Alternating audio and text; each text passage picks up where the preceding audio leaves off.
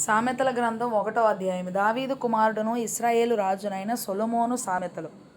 జ్ఞానమును ఉపదేశమును అభ్యసించుటకును, వివేక సల్లాపములను గ్రహించుటకును, నీతి న్యాయ యథార్థతలను అనుసరించుట యందు బుద్ధి కుశలత ఇచ్చు ఉపదేశమును నొందుటకును, జ్ఞానము లేని వారికి బుద్ధి కలిగించుటకును, యవ్వనులకు తెలివియు వివేచనయు పుట్టించుటకును తగిన సామెతలు. జ్ఞానము గలవాడు విని పాండిత్యం వృద్ధి చేసుకొనును, వివేకము గలవాడు ఆలకించి నీతి సూత్రములను సంపాదించుకొనును. వీటి చేత సామెతలను, భావ సూచక విషయములను, జ్ఞానుల మాటలను, వారు చెప్పిన గూఢ వాక్యములను జనులు గ్రహించుదురు. యెహోవా యందు భయభక్తులు కలిగి ఉండుట తెలివికి మూలము. మూర్ఖులు జ్ఞానమును ఉపదేశమును తిరస్కరించుదురు. నా కుమారుడా, నీ తండ్రి ఉపదేశము ఆలకింపుము, నీ తల్లి చెప్పు బోధను త్రోసివేయకుము. అవి నీ తలకు సొగసైన మాలికయు, నీ కంఠమునకు హారములునై ఉండును. నా కుమారుడా, పాపులు నిన్ను ప్రేరేపింపగా ఒప్పకుము. మాతో కూడా రమ్ము, మనం ప్రాణము తీయుటకై పొంచి ఉందము. నిర్దోషి అయిన ఒకని పట్టుకొనుటకు దాగియుందము. పాతాళము మనుషులను మింగివేయునట్లు వారిని జీవముతోనే మింగివేయుదము. సమాధిలోనికి దిగువారు మింగబడినట్లు వారు పూర్ణ బలముతో నుండగా మనము వారిని మింగివేయుదము. రమ్ము అని వారు చెప్పునప్పుడు ఒప్పకము. పలు విధములైన మంచి సొత్తులు మనకు దొరుకును. మన ఇండ్లను దోపుడు సొమ్ముతో నింపుకొందము.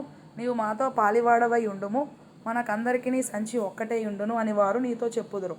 నా కుమారుడా, నీవు వారి మార్గమున పోకుము. వారి త్రోవలయందు నడవకుండా నీ పాదము వెనుకకు తీసుకొనుము. కీడు చేయుటకై వారి పాదములు పరుగులెత్తును, నరహత్య చేయుటకై వారు త్వరపడుచుందురు. పక్షి చూచుచుండగా వలవేయుట వ్యర్థము. వారు స్వనాశనమునకే పొంచియుందురు, తమ్మును తామే పట్టుకొనుటకై దాగియుందురు. ఆశాపాతకులందరి గతి అట్టిదే, దాన్ని స్వీకరించు వారి ప్రాణము అది తీయును. జ్ఞానము వీధులలో కేకలు వేయుచున్నది, సంత వీధులలో బిగ్గరగా పలుకుచున్నది. గొప్ప సందడి గల స్థలములలో ప్రకటన చేయుచున్నది. పురద్వారములలోను పట్టణములోను జ్ఞానము ప్రచురించుచు తెలియజేయుచున్నది. ఎట్లనగా, జ్ఞానము లేని వారలారా, మీరెన్నాళ్ళు జ్ఞానము లేని వారుగా ఉండగోరుదురు? అపహాసకులారా, మీరెన్నాళ్ళు అపహాస్యము చేయుచు ఆనందింతురు? బుద్ధిహీనులారా, మీరెన్నాళ్ళు జ్ఞానమును అసహించుకొందురు? నా గద్దింపు విని తిరుగుడి, ఆలకించుడి. నా ఆత్మను మీ మీద కుమ్మరించుదును, నా ఉపదేశమును మీకు తెలిపెదను. నేను పిలువగా మీరు వినకపోతిరి, నా చేయి చాపగా ఎవరునూ లక్ష్య పెట్టకపోయిరి. నేను చెప్పిన బోధ ఏమియూ మీరు వెనక త్రోసివేసితిరి. నేను గద్దింపగా లోబడకపోతిరి. కాబట్టి మీకు అపాయము కలుగునప్పుడు నేను నవ్వెదను, మీకు భయము వచ్చినప్పుడు నేను అపహాస్యము చేసేదను.